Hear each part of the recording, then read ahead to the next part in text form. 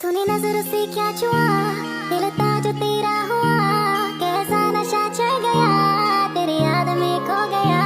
तूने नजर से क्या छुआ, दिल था जो तेरा हुआ, कैसा नशा चढ़ गया, तेरी याद में खो गया। मैं तेरे लिए जान तली मैं लिया, मेरी याद दिनों ना आया, तो मुझे कितना भी जाने समझ ले, किसी और दीवाना लिया। याद तेरी आए ना कभी, रह गई बातें जो ना कही, आस में जिंदगी कत रही, कभी मिले तो ये बस नहीं। तू मेरी आशिकी बन गई, मुझे एहसास होता नहीं, मैं तुझे अब बातें क्या सुनाऊं, दिला दूंगी मैं तुझको यकीन, दिला दूंगी मैं तुझको यकीन। তো গল্পের শুরুতে আমাদের লুফিকে দেখানো হয়। লুফি একজন ইন্টার্ন ডাক্তার, আর লুফি আজ 20 ঘন্টা কাজ করে অনেক ক্লান্ত হয়ে গিয়েছে, তাই সে রেস্ট করছিল। তখন একজন নার্স এসে লুফিকে বলে, আপনার কাছে একজন পেশেন্ট এসেছে। যেহেতু এই সময় হাসপাতালে কোনো ডাক্তার ছিল না, তাই বাধ্য হয়ে লুফিকে যেতে হয়। কিন্তু এখন হাসপাতালে অনেক অন্ধকার ছিল, তাই লুফি অনেক ভয় পাচ্ছিল। ঠিক তখনই হঠাৎ করেই লুফির কাঁধে হাত রাখে কেউ একজন। নিজেকে প্রোটেক্ট করার জন্য লুফি তাকে ধরে ওপরে তুলে নিচে ফেলে দেয়। তখন লুফি দেখে এটা অন্য কেউ না, বরং জিয়াচ্যাং। জিয়াচ্যাং একজন সিঙ্গার, আর জিয়াচ্যাং 5 বছর হলো এই ইন্ডাস্ট্রিতে কাজ করছে, আর লুফিও তার অনেক বড় ফ্যান। জিয়াচ্যাংকে দেখে লুফি তাড়াতাড়ি তার সেবা যত্ন করার জন্য সেজে গুজে আসে, আর তার মনোযোগ নিজের দিকে করতে থাকে। কিন্তু স্টাইল করার চক্করে বেচারি পড়ে যায়। তখন জিয়াচ্যাং তাকে তোলার জন্য ওই হাত বাড়ায়, যেই হাতে সে আঘাত পেয়েছে। লুফি যখন ওঠার জন্য জিয়াচ্যাংয়ের হাতে হাত রাখে, তখন জিয়াচ্যাং ব্যথা পায়। এরপর লুফি জিয়াচ্যাংয়ের হাতে ব্যান্ডেজ করে দেয়। তখন জিয়াচ্যাং বলে, আজ আমার কনসার্ট আছে, আর যে কোনোভাবে ফ্যানদের জন্য আমাকে কনসার্টে পৌঁছাতেই হবে। জিয়াচ্যাংয়ের ফ্যানদের প্রতি ভালোবাসা দেখে লুফি অনেক খুশি হয়ে যায়, আর বলে, আমি তো আপনার ফ্যান ক্লাবের প্রেসিডেন্ট। এই কথা শুনে জিয়াচ্যাং তাড়াতাড়ি করে লুফিকে তার কনসার্টের ভিআইপি টিকিট বের করে দেয়। পরে সিনে দেখি লুফি তো কনসার্টে যাওয়ার জন্য অনেক খুশি ছিল। কনসার্টে যাওয়ার জন্য লুফি খুশিতে নাচতে নাচতে ট্যাক্সিতে উঠে পড়ে। কিন্তু একটা নিউজ প্রচার করা হয় তখনই, আজ বাসায় সবাই থাকবে, কেউ বের হবে না, কারণ 100 বছর পর আজ শিলাবৃষ্টি হবে। ঠিক তখনই লুফির ট্যাক্সির সাথে একটা ছেলের অ্যাক্সিডেন্ট হয়ে যায়। তাই ট্যাক্সিওয়ালা লুফিকে সেখানে নামিয়ে দিয়ে ওই ছেলেকে ট্যাক্সি করে হাসপাতালে নিয়ে যায়। এটা দেখে লুফি রেগে যায়, কিন্তু তার পর মুহূর্তে লুফি ওই ছেলেটার সাইকেল নিয়ে কনসার্টের দিকে যেতে শুরু করে। ঠিক সেই সময় শিলাবৃষ্টি এসে তার উপরে পড়ে, আর সে অজ্ঞান হয়ে সেখানেই পড়ে যায়। তখন লুফির আত্মা বের হয়ে টাইম ট্রাভেল করে এখানে পুরো ড্রামা চেঞ্জ হয়ে যায়, আর অন্য একটা দুনিয়া দেখানো হয়। এই জগতেও রাজা আছে, তাদের কাছে সুপার ন্যাচারাল পাওয়ার আছে। সব রাজাকে রাশিচক্র অনুযায়ী তৈরি করা হয়েছে। তাদের মধ্যে প্রথম রাজা হলো ট্যাংইউ, সে মকর রাশির রাজা, আর তারা এখানে বাস্কেটবল খেলার মতো একটা ম্যাচ খেলছে। এটা পুরনো জামানার খেলা। রাজা মারা যাওয়ার পরও সবাই ট্যাংইউকে রাজা বলে মানে, কিন্তু সে এখনও পুরোপুরি রাজা হয়নি, কারণ রাজা হতে হলে তাকে কিছু পরীক্ষায় পাশ করতে হবে।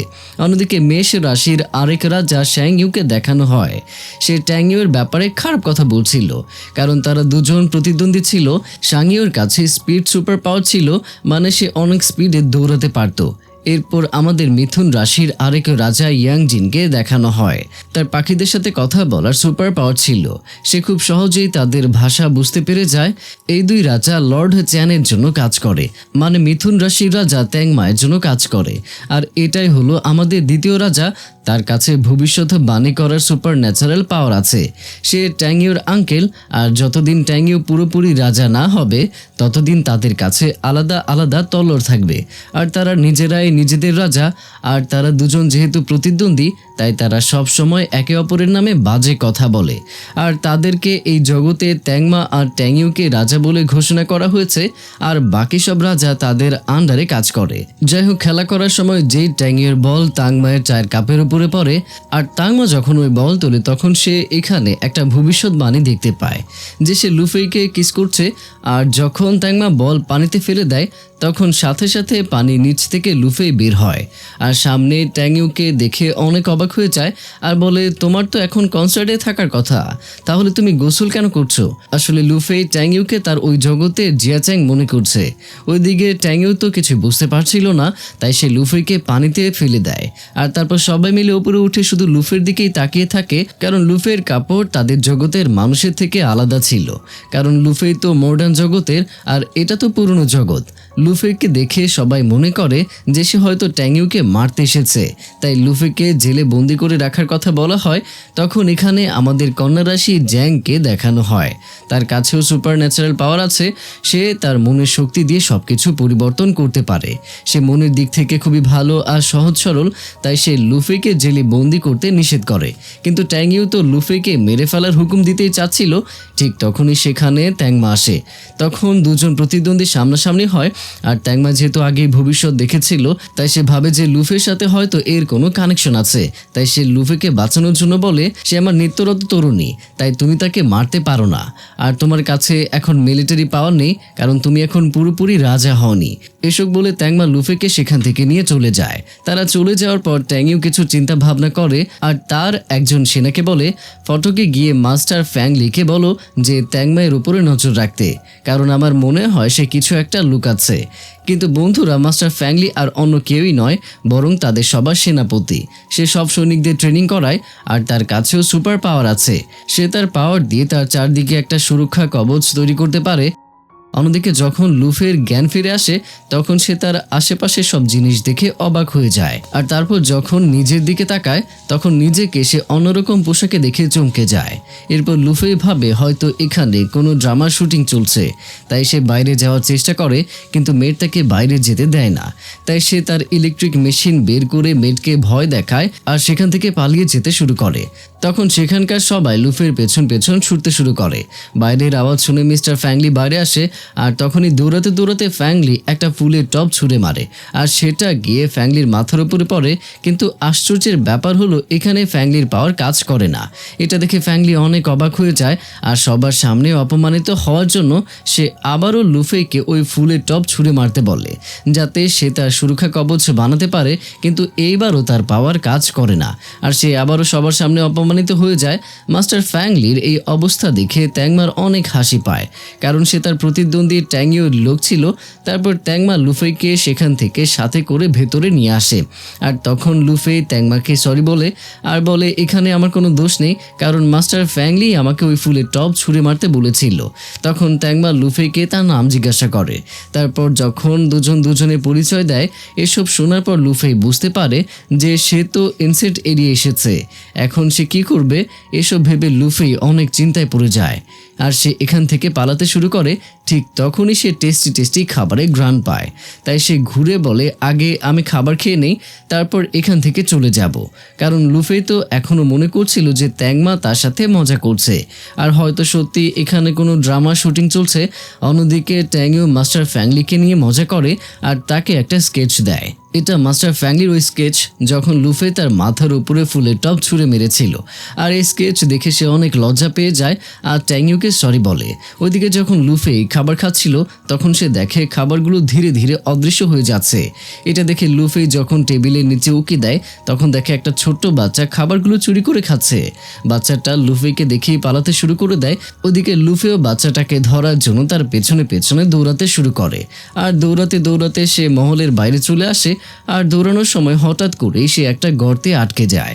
তখনই সেখানে একজন বৃদ্ধ লোক আসে, আর লুফির এই অবস্থা দেখে অনেক হাসে, আর ওই ছোট বাচ্চাটাকে সাথে করে নিয়ে যায়। এদিকে ট্যাংমা আর তার সাথীরা লুফির এরকম ব্যবহার দেখে অনেক অবাক হয়ে যায়। ঠিক তখনই সেখানে জুকির এন্ট্রি হয়।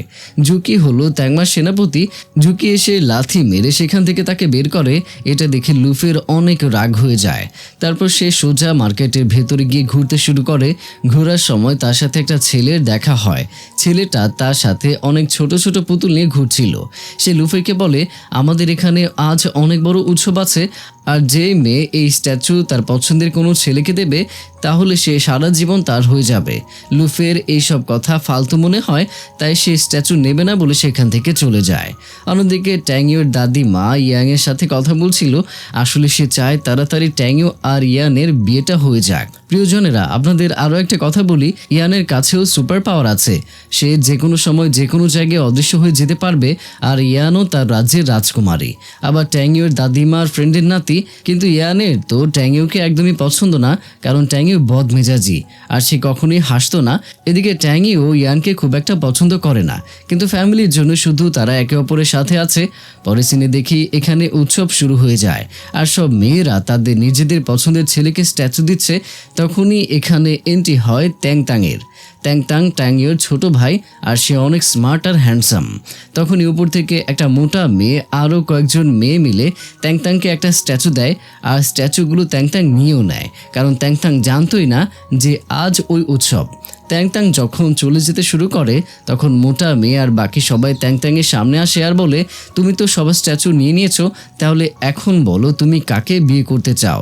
এই কথা শুনে ট্যাংতাং অবাক হয়ে যায়, আর তখন তার মনে পড়ে যে আজ তাদের তো উৎসব। তাই সে তাড়াতাড়ি সেখান থেকে উড়ে উপরে ওঠে আর সব স্ট্যাচু নিচে ফেলে দেয় আর সেখান থেকে পালিয়ে যায়। তো প্রিয়জনেরা, আমি আপনাদের এখানে বলে দিই যে ট্যাংতাংয়ের কাছে নিজের অনেক রকমের ছায়া বানানোর পাওয়ার আছে, মানে সে অনেক প্রতিচ্ছবি তৈরি করতে পারে।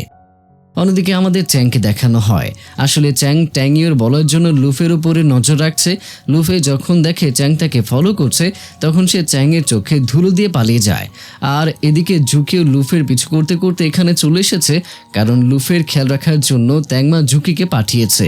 এখানে চ্যাং জুকিকে দেখে তার উপরে ফিদা হয়ে যায়। আর এখানে জানা যায় যে তাদের মধ্যে কিছু না কিছু তো অবশ্যই আছে। চ্যাং তো জুকির সাথে অনেক ফ্লার্ট করে, আর জুকির কাছেও কুমফুর সুপার ন্যাচারাল পাওয়ার আছে। আর জুকিও কুমফুতে একদম মাস্টার, সে চ্যাংকে একদম পাত্তা দেয় না আর বলে আমার থেকে দূরে থাকবে।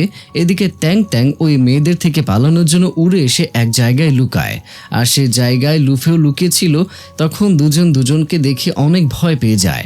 আর যখন তারা জানতে পারে যে তারা দুজনেই জীবন বাঁচানোর জন্য পালাচ্ছে, তখন কথা বলতে বলতে তাদের মধ্যে বন্ধুত্ব হয়ে যায়। তারপর লুফে ট্যাংকে বলে, তুমি এই কাপড় খোলো। এই কথা শুনে ট্যাং বলে, আরে তুমি আমাকে যেরকম ছেলে মনে করছো আমি তেমন ছেলে না।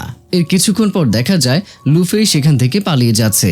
এটা আবার যখন জুকি আর চ্যাং দেখে তখন তারা দুজন তার পেছনে পেছনে দৌড়ায়, কিন্তু লুফেইকে ধরার পরে তারা দেখে এটা তো ট্যাং যে লুফের কাপড় পরে আছে।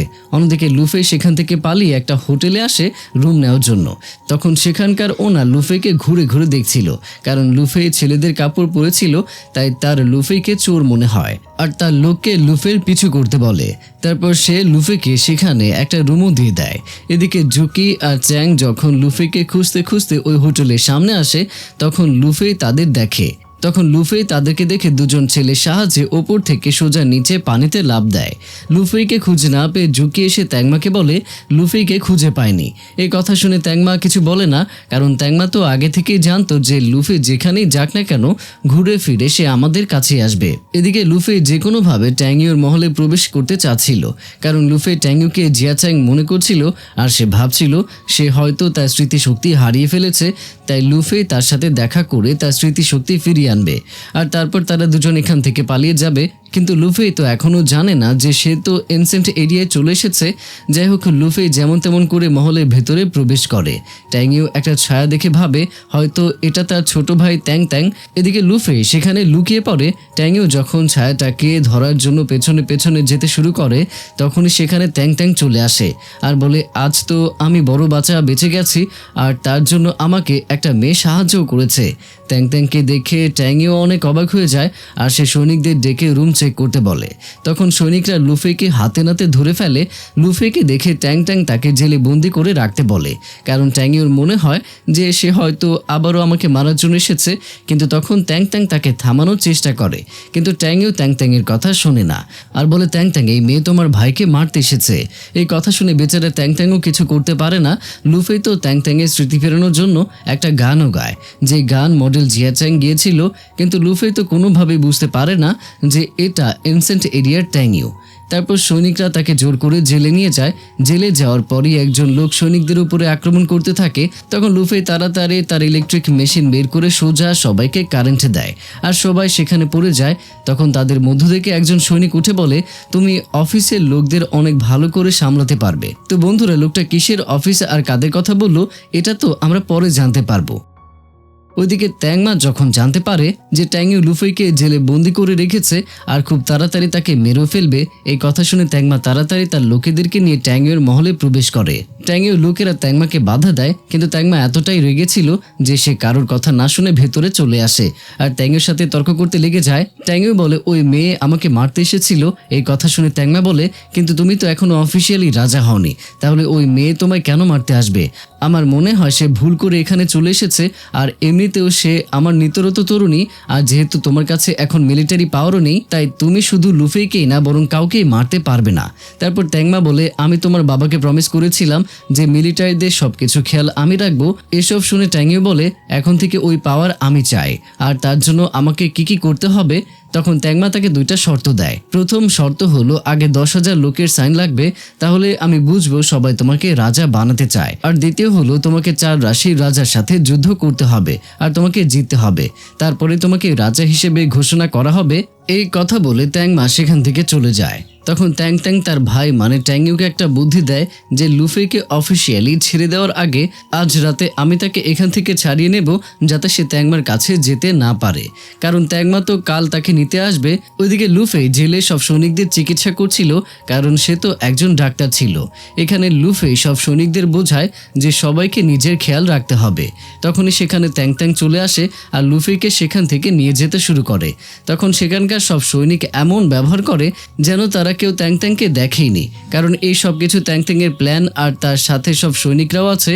এদিকে ট্যাং লুফিকে সমুদ্রের কিনারায় নিয়ে গিয়ে বলে, এখন তুমি মুক্ত আর তুমি এখান থেকে চলে যেতে পারো। তখন লুফি জিজ্ঞাসা করে যে আসলে তুমি এইসব কিছু কেন করছো। তারপর তাদের উপর এখানে কয়েকটা শর্ত হয়। এখানে সিন কাট করে আমাদের পরের সিনের দৃশ্য দেখানো হয় যে লুফি যে কোনোভাবে ট্যাংইউকে সাহায্য করে তার স্মৃতি ফেরাতে চায়, যাতে তার সাথে আবারও ফিরে যেতে পারে। তাই দুজন তাদের প্ল্যান মতো কাজ করে। এদিকে লুফি সবার কাছে গিয়ে সাইন চায়, কিন্তু কেউ সাইন করে না। আর তখন তার মাথায় একটা দুষ্ট বুদ্ধি আসে। এখানে সে ট্যাংকে ব্যবহার করে। লুফি সবাইকে বলে যে এখানে সাইন করবে সে ট্যাংকে জড়িয়ে ধরতে পারবে। এই কথা শুনে সবাই খুশি হয়ে যায়। আর যেহেতু ট্যাং অনেক বড় ফ্যামিলির ছেলে আর দেখতেও হ্যান্ডসাম, তাই অনেক মেয়ের ক্রাশও ছিল সে, আর এই জন্য সবাই ট্যাংকে জড়িয়ে ধরার জন্য সাইন করে। এটা আবার ট্যাংমার সেনাপতির ঝুঁকি দেখে ফেলে, তাই সে তাদের প্ল্যান নষ্ট করার জন্য সাইন করা সব পেপার কেড়ে নেয়। বেচারা লুফি আর ট্যাং শুধু এটা দেখে, কিন্তু তারপরেও লুফি হার মানে না। তারপর এখানে নতুন একটা গেম শুরু হয়। গেমটা হলো যার যার নামের স্টিকার নিজেদের পিঠে লাগাতে হবে আর অনেকগুলো স্টিকার জোগাড় করতে হবে, আর যে সব থেকে বেশি স্টিকার জোগাড় করতে পারবে তাকে ইনাম দেওয়া হবে। এই কথা শুনে পুরো গ্রামে হইচই শুরু হয়ে যায়, কারণ তারা সবাই ইনাম চাচ্ছিল। আর এখানে লুফির প্ল্যান সাকসেসফুল হয়ে যায়, কারণ অনেক লোক তার কাছে ইনামের জন্য সাইন করা কাগজগুলো নিয়ে এসে জমা দিয়েছিল। তারপর যেই তারা চলে যাচ্ছিল তখন রাস্তার মাঝখানে তাদের ইয়াশানের সাথে দেখা হয়। লুফি দেরি না করে কাগজগুলো নিয়ে পালিয়ে যায়। এদিকে ট্যাং আর ইয়াশানের মধ্যে ঝগড়া লেগে যায়। তখন সেখানে ট্যাংমা আসে আর তাদেরকে বাচ্চাদের মতো ঝগড়া করতে দেখে বকা দেয়। ওইদিকে লুফিও পানির নিচ দিয়ে গিয়ে সোজা ট্যাংয়ের মহলে প্রবেশ করে। তখনই সেখানে সৈনিকরা আসে। আসলে লুফি মহলে প্রবেশ করার জন্য নতুন রাস্তা খুঁজে বের করেছিল, কিন্তু দুর্ভাগ্যক্রমে সৈনিকরা তাকে দেখে ফেলে আর তাকে নিয়ে বাইরে রেখে আসে। পরের দৃশ্যে দেখি যখন ভেতরে সাইন করা পেপারগুলো গোনা হচ্ছিল, তখন সেখানে ট্যাংইউ আর ট্যাংমা দুজনেই সামনাসামনি দাঁড়িয়েছিল, কিন্তু লুফি এখনও ভেতরে আসতে পারেনি। তাই ট্যাং একটু ভয় পেয়েছিল যে ইয়াশান এখানে গণনা শুরু করে দেয়। তখন ট্যাং তাকে বিরক্ত করার জন্য গান গায়, যাতে সে গণনা ভুলে যায়। আর 2-3 বার ইয়াশান গণনা ভুল করেও ফেলে। তারপর ট্যাংইউকে দ্বিতীয় শর্তের কথা মনে করিয়ে দেয় যে এখানে তোমাকে 4 রাশির রাজার সাথে যুদ্ধ করতে হবে, তাদের মধ্য থেকে 2 জন জিতবে। আর তখন একটা টিম বানানো হবে, আর যে টিম জিতবে তাদেরকে অফিসিয়ালি রাজা বানানো হবে, আর সেই পুরো রাজ্য রাজ করবে। তারপর যেই গণনা শেষ হয় তখনই দাবারি তাদের বলে যে 521টা সাইন কম আছে। এই কথা শুনে তো তারা হতবাক হয়ে যায়। ঠিক তখনই সেখানে লুফে আসে আর তার পায়ের সাথে পা লেগে সাইন করা কাগজগুলো ওপরে পড়ে যায়। তখন একটা কাগজ উড়ে আগুনের ওপরে পড়ে জ্বলে যায়। তাই লুফে নিজেই সাইন করে সেটা ট্যাংমাকে দেয় আর বলে আমিও তো এই রাজ্যেরই লোক, তাই আমার সাইনও মানা হবে। আর না চাইতেও ট্যাংমাকে লুফের সাইন নিতে হয়, কারণ ট্যাংও বলেছিল যে যেহেতু এটা আপনার নিত্যরত তরুণী তাই এনার সাইনও মানা হবে। তারপর তারা এখানে তাদের শর্ত জিতে যায়। তাই ট্যাংও তার ছোট ভাই ট্যাংকে ধন্যবাদ জানায়। তখন ট্যাং বলে সব প্ল্যান লুফেরই ছিল আর সে আপনাকে সাহায্য করেছে অনেক, তাই আপনার তাকেই ধন্যবাদ জানানো উচিত। এসব শুনে ট্যাংও অনেক অবাক হয়।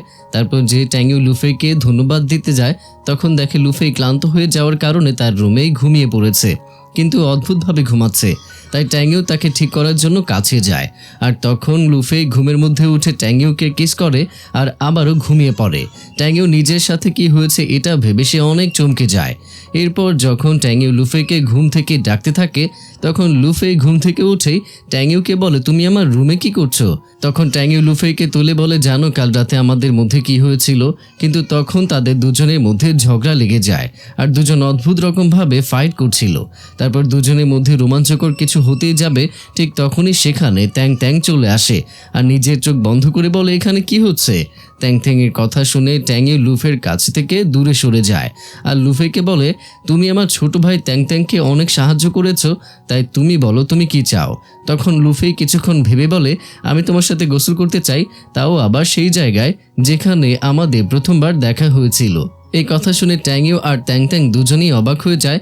এখান থেকে পরের সিনে আমরা দেখি লুফে আর ট্যাংও গোসল করছে। তখন লুফে ভাবে যে প্রথমবার আমাদের যেরকমভাবে দেখা হয়েছিল যদি সেই রকম সিন আবার করি তাহলে হয়তো আমরা আমাদের দুনিয়ায় যেতে পারবো। তাই পানির ভেতরে সে ট্যাংয়ের কাছে এসে ট্যাংয়ের কাঁধে হাত রাখে আর তাদের দুনিয়ায় যাওয়ার চেষ্টা করে, কিন্তু এরকম কিছুই হয় না। তাই লুফে ট্যাংয়ের হাত চেক করে আর দেখে হাতে কোনো আঘাতের চিহ্ন নেই। তখন লুফে বুঝতে পারে যে এটা জিয়াচ্যাং না, এটা ট্যাংইউই। তাই লুফে রেগে গিয়ে ট্যাংইউকে উল্টাপাল্টা কথা বলে আর সেখান থেকে চলে যায়। লুফেকে এরকম করতে দেখে ট্যাংইউ চিন্তায় পড়ে যায় যে আসলে এই মেয়েটার কি হয়েছে। ট্যাংইউ তো কিছুই বুঝতে পারছিল না। রাগে লুফে মহল থেকে বের হয়ে আসে, কিন্তু তখনই সে খাবারের ঘ্রাণ পায় আর যেহেতু সে ক্ষুধার্ত ছিল তাই সে রেস্টুরেন্টের ওনারের কাছে যায়, কিন্তু সেও লুফেকে কোনো কাজ বা কোনো রুমও দেয় না। এরপর লুফেই রেগে সেখান থেকে বের হয়ে একটা শপের ভেতরে প্রবেশ করে আর দেখে সেখানে হাতের কাজ হচ্ছে। তাই লুফেই ভাবে এখানে একটু কাজ করে টাকা নিয়ে খাবার খাবে, কিন্তু সে তো একটু কাজ করতেও পারছিল না। তখন সেই শপের ওনার তার 5 বছরের মেয়েকে ডেকে এনে সেই সেম কাজই করতে বলে আর তখন মেয়েটা খুব সহজেই হাতের কাজটা করে দেয়। এটা দেখে ওনার লুফেকে বলে তোমার থেকে তো আমার 5 বছরের মেয়েও ভালো কাজ করে, আসলে তুমি কোনো কাজেরই না। এই কথা বলে লুফেকে সেখান থেকে বের করে দেয়। তাই লুফে কোনো জায়গা না পেয়ে এখানে ওখানে ঘুরে বেড়ায়। তখন একজন মহিলা রাস্তায় লুফেকে দেখে আর তাকে অদ্ভুত একটা জায়গায় নিয়ে আসে। সেখানে অনেক মেয়েরা নাচানাচি করে টাকা ইনকাম করছে, মানে এটা এক ধরনের বার। মহিলাটা লুফেকে সেজেগুজে নাচার জন্য নিয়ে আসে, কিন্তু লুফেই সেখান থেকে পালানোর চেষ্টা করে, কিন্তু ধরা পড়ে যায়। তারা লুফেকে সেখান থেকে যেতেই দিচ্ছিল না। তারপর ওই মহিলা লুফেকে চা সার্ভ করতে বলে। তখন লুফেই স্টাইল করে চা সার্ভ করার অ্যাক্টিং করছিল, কিন্তু সে সেটাও পারে না। এসব দেখে মহিলাটা রেগে গিয়ে জোর করে লুফেকে চা পান করায়, কিন্তু তখন লুফে তার মুখের চা মহিলাটির উপরেই ফেলে দেয়।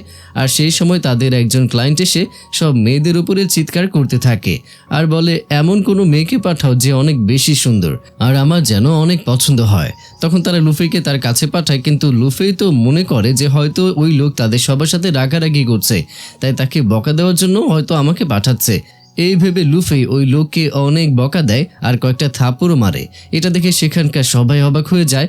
ওইদিকে লুফের এরকম রাগ দেখে তো ওই লোক লুফের উপরে ইমপ্রেস হয়ে যায়, তাই সে জোর করে লুফেকে কাঁধে তুলে তার রুমে নিয়ে যায় আর তার সাথে জোর করতে থাকে। কিন্তু লুফে তো হার মানার মেয়েই না, সে এখানে ওই লোকটার সাথে ফাইট করে আর ইলেকট্রিক মেশিন দিয়ে ঝটকা দেয় আর তাতেই ওই লোকের অবস্থা খারাপ হয়ে যায়। এসব কিছু দেখে তো ওই মহিলা লুফেকে সেখান থেকে বের করে দেয়, কারণ লুফের জন্য তাদের একজন কাস্টমার নষ্ট হয়ে গেল। তারপর বের হয়ে সেই লুফেই আবারও রাস্তায় এদিক ওদিক ঘুরতে থাকে। তখন সে দেখে একজন ভিখারি একটা কুকুর নিয়ে বসে আছে। লুফে সেখানে গিয়ে তাদের ওখান থেকে খাবার তুলে খেয়ে নেয়। আর তখন কুকুরটা ঘুরঘুর করে লুফেইকে দেখতে থাকে। ভাবা যায় যে এখন কুকুরের খাবারও খেতে হচ্ছে তাকে। তারপর লুফেই সেখানে ঘুমিয়ে পড়ে। আর সকালে অনেক আওয়াজ শুনে লুফের ঘুম ভাঙে আর উঠে দেখে অনেক লোকজন একজন বৃদ্ধ মহিলাকে বকা দিচ্ছে। এটা দেখে লুফেই সেখানে যায় আর শুনে সবাই বলছে যে এই মহিলা একজন কফি মেকার আর চোরও, সে আমার সিম চুরি করছে। এসব শুনে বৃদ্ধ মহিলাটি অনেক কান্না করে আর বলে আমি চুরি করিনি। তখন লুফেই ওই মহিলাকে শান্ত করে আর সবাইকে বকা দিতে শুরু করে। তখন সেই দিক দিয়ে ট্যাংইও আর তার সৈনিকরা যাচ্ছিল। তখনই একজন লোক এসে সিমের দানাগুলো ছুঁড়ে ফেলার সময় লুফের সাথে ধাক্কা খায় আর লুফে তার ব্যালেন্স হারিয়ে সোজা ট্যাংইওর কাছে গিয়ে পড়ে আর ট্যাংইও তাকে ধরে না। এটা দেখে লুফি রেগে যায় আর উঠে এসে ট্যাংইওকে বলে তুমি দেখছো যে আমি পড়ে যাচ্ছি, তাহলে ধরলে না কেন? এই কথা বলে সে ট্যাংইওর হাতে কয়েকটা ঘুষিও মারে, কিন্তু ট্যাংইও তার কথায় কোনো পাত্তা দেয় না, বরং উল্টো তার সৈনিকদের বলে তাকে জেলে বন্দি করে রাখতে। এই কথা শুনে লুফে সেখান থেকে পালিয়ে যায়। পালানোর সময় রাস্তায় ট্যাংমাও চলে আসে। ট্যাংমাকে দেখে লুফেই তার পেছনে লুকিয়ে পড়ে। তখন ট্যাংমা বলে খবরদার কেউ আমার নিত্যরত তরুণীকে স্পর্শ করবে না। এই কথা শুনে তো লুফেই অনেক খুশি হয়, কারণ সে তো ট্যাংমাকে পছন্দ করতে শুরু করেছে। তারপর ট্যাংমা আর ট্যাংইও সিদ্ধান্ত নেয় যে আমাদের মধ্যে যে যুদ্ধ জিতবে সেই লুফের সাথে যাবে আর কেউ তাকে বিরক্ত করবে না। তারপর দুজনই তাদের সব সৈনিকদের সেখান থেকে চলে যেতে বলে। আর আমাদের মনে হয় যে হয়তো এখানে অনেক অসাধারণ ফাইট হবে, কিন্তু এটা কি? তারা তো চোখ বন্ধ করে তারা তাদের মাইন্ডের লড়াই শুরু করে দিয়েছে। আসলে তাদের কাছে মাইন্ডে লড়ার পাওয়ার আছে। এরপর যে ট্যাংইও তার একজন মোটা রাজাকে জিজ্ঞাসা করে যে কি মনে হয় আমাদের মধ্যে কে জিতবে। তখন সে তার সুপার পাওয়ার ব্যবহার করতে থাকে, কিন্তু তখনই লুফের বুকে একটা সাদা রঙের আলো জ্বলতে শুরু করে। আর এখানে তার পাওয়ার কাজ করে না, তাই সে ট্যাংইওকে মিথ্যা বলে যে রাজাজি আপনি চিন্তা করবেন না, জিত আমাদেরই হবে। কিন্তু কিছুক্ষণ পর এটা জানা যায় যে ট্যাংইও লুকেরা হেরে গেছে আর ট্যাংমা জিতে গেছে। এটা দেখে লুফে অনেক খুশি হয়ে যায় আর ট্যাংমার সাথে চলে যাওয়ার সময় ট্যাংইওকে নিয়ে মজা করে। পরের দিন সকালে ফাইটের জন্য ট্যাংইওর সাইড থেকে ট্যাংইওর ভাই ট্যাং ট্যাং যায় আর ওইদিকে ট্যাংমার সাইড থেকে জুকি আর তার দুজন সৈনিক ছিল। জুকির মনে হয় তাদের যুদ্ধ হয়তো মঙ্গলবারে হবে আর আজ তো সোমবার, তাই আরামে বসে থেকে বন্ধুদের সাথে ড্রিঙ্কস করছিল। কিন্তু ড্রিঙ্কস করার পরই যখন তাদের মনে পড়ে যে আজই তো মঙ্গলবার, তখনই সে চমকে যায়। আর অন্যদিকে ট্যাং ট্যাং যুদ্ধ করার জন্য সকাল থেকে মাঠে দাঁড়িয়ে থাকতে থাকতে রাত হয়ে যায় ওদিকে। তারপরেও কেউ আসছে না দেখে ট্যাং ট্যাং মহলে এসে তার ভাইকে বলে শত্রু রাজ্যের লোকেরা তো আমার নাম শুনে সেখানে যুদ্ধ করতেই আসেনি, তাই আমরা এই গেম জিতে গেছি। ওইদিকে জুকি তার দুজন সৈনিক নিয়ে ট্যাংমার কাছে আসে আর ক্ষমা চেয়ে বলে আজ যে কম্পিটিশন ছিল সেটা আমরা ভুলে গিয়েছিলাম আর আমরা হেরে গেছি। এইসব কথা শোনার পর ট্যাংমা তাদের শাস্তি দেয়। এখান থেকে পরের দৃশ্যে দেখি মাস্টার ফ্যাংলি ট্যাংইওকে গিয়ে বলে অফিক্লাসের লোকেরা আমাদের রাজ্যে ছড়িয়ে পড়েছে, এইভাবে ছড়িয়ে পড়লে আমাদের রাজ্যের জন্য সেটা অনেক ভয়ঙ্কর হবে। তাই ট্যাংইও বলে সব অফিক্লাসের লোকেদের আমাদের রাজ্য থেকে দূরে নিয়ে ফেলে আসতে।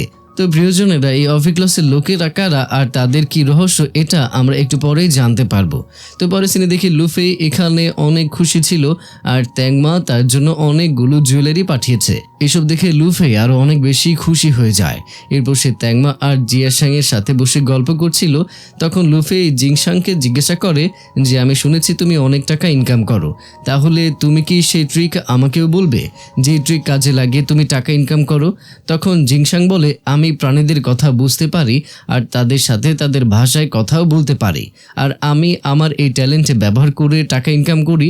তখন লুফে বলে তাহলে তুমি ওই কাককে সেখান থেকে তাড়িয়ে দাও, কারণ সে সবসময় আমার রুমের বাইরে এসে আমাকে বিরক্ত করে। তার আগে তুমি তাকে এটা জিজ্ঞাসা করো যে সে আমাকে কি বলতে চায় আর কেন আমাকে এত বিরক্ত করে। তখন জিংসাং তার পাওয়ার ব্যবহার করে কাকের সাথে কথা বলতে চায়, কিন্তু এখানে তার পাওয়ার কাজ করে না, কারণ লুফে এখানে বসেছিল আর আবারও তার বুকে থাকা মালার মতো জিনিসটা জ্বলতে থাকে, তাই আর জিংসাংয়ের পাওয়ার লুফের সামনে কাজ করে না। এটা দেখে লুফেই রেগে গিয়ে বলে আমি তো আগে থেকেই জানতাম যে তুমি মিথ্যা কথা বলছো, মিথ্যাবাদী কোথাকার। এটা বলে সে সেখান থেকে চলে যায়। লুফে চলে যাওয়ার পর যখন জিংসাংয়ের পাওয়ার কাজ করে তখন জিংসাংয়ের একটু সন্দেহ হয়, তাই সে ট্যাংমাকে বলে লুফেই যখন এখানে ছিল তখন কেন জানি না আমার পাওয়ার কাজ করেনি, কিন্তু এখন কাজ করছে।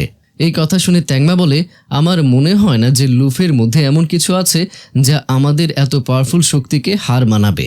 এরপর যখন লুফি রুমে এসে খাবার খাচ্ছিল তখন সে আবারও ওই বাচ্চা মেয়েটাকে দেখে আর তাকে ধরার জন্য তার পেছনে পেছনে দৌড়ে বাইরে আসে। ওইদিকে মেয়েটা মহলের বাইরে চলে এসেছে। এটা দেখে লুফি ভাবে, আমি যদি এখান দিয়ে যেতে পারি তাহলে আবারও আটকে যাব। তাই লুফি দেয়াল টপকে বাইরে যাওয়ার সিদ্ধান্ত নেয়। দেওয়াল টপকানোর সময় লুফি ওই বৃদ্ধ লোকটার মাথার উপরে পা রাখে আর সেখানে লাফ দেয়। তারপর লুফি তাদের উপর অনেক রেগে যায় আর তখন ওই বৃদ্ধ লোকটা লুফিকে বলে যে আমরা এক ধরনের অফিক্লক্স আর তুমিও আমাদের মতোই অফিক্লক্স। বিশ্বাস না হলে তুমি তোমার কাজ চেক করে দেখো, একটা চিহ্ন আছে। এর সাথে লোকটা অফিক্লক্সের চিহ্নও দেখতে পায়। এটা দেখে লুফি ভয় পেয়ে যায় আর বলে, আপনারা এসব কি বলছেন, আমি কিছুই বুঝতে পারছি না। এই বলে যেই লুফি ওই বৃদ্ধ লোকটার লাঠি নিয়ে উপরে তুলে তখনই বৃষ্টি শুরু হতে থাকে। এতে লুফি অনেক ভয় পেয়ে যায়। তখন বৃদ্ধ লোকটা বাচ্চাকে নিয়ে চলে যেতে শুরু করে আর বলে, একদিন না একদিন মেয়েটা সত্যি জানতে পারবে। তারপর লুফি ভাবে যে তারা আমার কাঁধের চিহ্নের ব্যাপারে কিভাবে জানলো, তারা আবার আমাকে গোসল করার সময় দেখে ফেলেনি তো। অন্যদিকে ট্যাংমা আর বাকি রাজারা মিটিং করছিল। তখনই ভনি বলে, অফিক্লসের লোকেরা হট্টগোল পাকিয়েছে, তারা জেল ভেঙে পালাচ্ছে, এটা আমাদের জন্য অনেক ভয়ঙ্কর হতে পারে। তাই ট্যাংমা জুকিকে হুকুম দেয় যে সব অফিক্লসের লোকেদেরকে ধরে রাজ্য থেকে বের করে দাও। এদিকে বাইরে দাঁড়িয়ে থেকে লুফি সব কথা শুনতে পেয়েছিল। তাই যখনই জুকি সেখান দিয়ে যেতে থাকে তখনই লুফি জিজ্ঞাসা করে, তোমরা কোথায় যাচ্ছ? তখন এখানে জানা যায় যে অফিক্লসের লোকেরা গরিব হওয়ার সাথে সাথে অনেক ভয়ঙ্কর। তারা আমাদের মতো মানুষদের মেরে ফেলে, আমাদের সব শক্তি কেড়ে নেয় আর সেটার খারাপ ব্যবহার করে। এই কথা শুনেই লুফি ভাবে যে যদি তারা জানতে পারে যে আমিও একজন অফিক্লক্স তাহলে তো তারা আমাকেও এখান থেকে বের করে দেবে। তারপর যেই জুকি সেখান থেকে বের হয়ে আসে তখন সেখানে একজন মুখোশধারী লোক জুকির পিছু করে।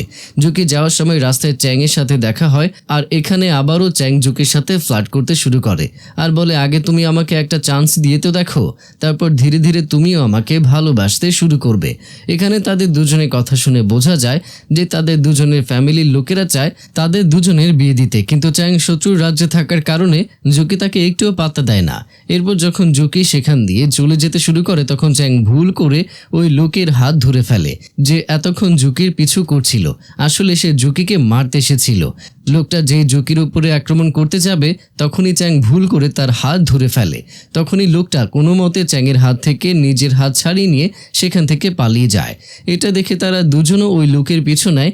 ওইদিকে যখন লুফি বাইরে ঘুরছিল তখন সে অনেক গয়না পরেছিল, হাতে একটা সুন্দর বালাও পরেছিল। এটা আবার সেখানে থাকা একজন লোক দেখে আর লুফির হাত থেকে জোর করে বালা খুলে নিয়ে পালিয়ে যায়। লুফিও তার পিছু পিছু যায় তাকে ধরার জন্য। লোকটা পালিয়ে ড্রাগন ভ্যালি নামের একটা জায়গায় চলে আসে। লুফিও তার পিছু পিছু সেখানে চলে আসে আর দেখে অনেকগুলো অফিক্লসের লোকেরা একসাথে বসে মিটিং করছিল। আসলে তারা তাদের দারিদ্রতা নিয়ে অনেক কষ্টে ছিল, তাদের কাছে খাবার খাওয়ার মতো বা পান করার মতো কিছুই ছিল না। তখন সবাই মিলে সিদ্ধান্ত নেয় যে দুজন রাজ্যের রাজা মানে ট্যাংইউ আর ট্যাংমাকে তারা মেরে ফেলবে আর তারপর তারা মুক্ত হয়ে যাবে। লুফি তাদের সব কথা শুনে ফেলে।